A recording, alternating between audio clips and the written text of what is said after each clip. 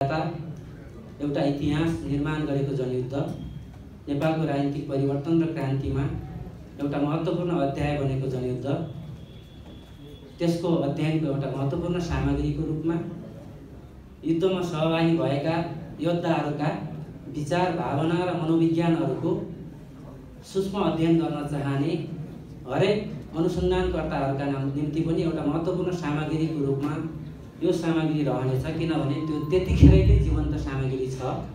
त्यसको निम्ति म हार्दिक बधाई भन्न चाहन्छु र लेखन यात्राको शुभकामना पनि दिन चाहन्छु। भनेर सुन्यौं जसले यो मञ्च प्रदान गर्नुभयो तपाईहरुलाई हार्दिक धन्यवाद पनि भन्न चाहन्छु। र मैले 2 मिनेट मात्रै लिन्छु। अध्यक्ष कमरेड यही हुनुहुन्छ।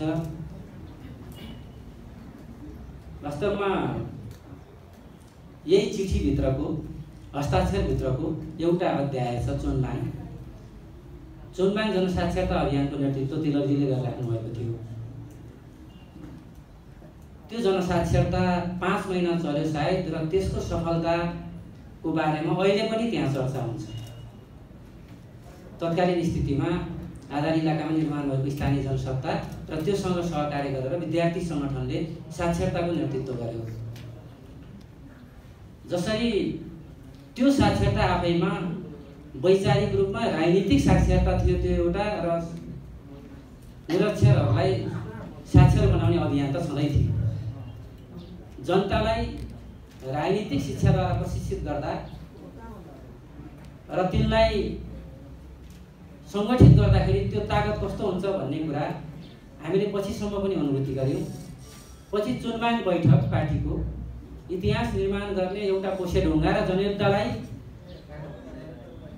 शान्तिपूर्ण रूपमा विकास गर्ने र मुलुकलाई लोकतान्त्रिक गणतन्त्रसम्म लैजाने एउटा ऐतिहासिक निर्णय गर्ने त्यो चोनबाङ बैठक गर्ने थलोको रूपमा र अध्यक्ष कमरेड प्रचण्डको समेत केही समय त्यहाँ बस्ने आश्रयस्थलको रूपमा सायद त्यही ठाउँ जहाँ उहाँहरूले त्यो जनसाक्षरता अभियान सञ्चालन गर्नुभयो, त्यही ठाउँलाई पार्टीले छनौट गर्यो। किनभने त्यो जनसाक्षरता अभियान साक्षरता मात्रै थिएन, त्यो राजनीतिक साक्षरता अभियान थियो। त्यसले गर्दा त्यो निर्माण गर्न सफल भयो। त्यति बेलाका पत्र व्यवहार एउटा खण्डमा मैले यहाँ देखेको छु। मैले त्यो एउटा खण्डको बारेमा अलिकति चर्चा गर्न खोजेको। वास्तवमा जनयुद्ध एउटा ऐतिहासिक सन्दर्भ थियो नेपाली राजनीतिको। हामी आज जनयुद्धका र जनआन्दोलनका दुवै आन्दोलनका सकारात्मक योगदानहरूलाई नेकपाको आजको दस्तावेजले जसरी हामी संश्लेषण गर्दै त्यसका सकारात्मक योगदानहरूलाई हामीले अनुसरण गर्दै अगाडि बढ्ने जुन निष्कर्ष हामीले निकालेका छौँ, यहाँसम्म आउँदा मलाई के लाग्छ भने जनयुद्धमा सहभागी नभएका जो नेकपामा आज हामी आबद्ध छौँ उहाँको निम्ति पनि जनयुद्धको बारेमा बुझ्नका निम्ति एउटा राम्रो सामग्री रहेको छ।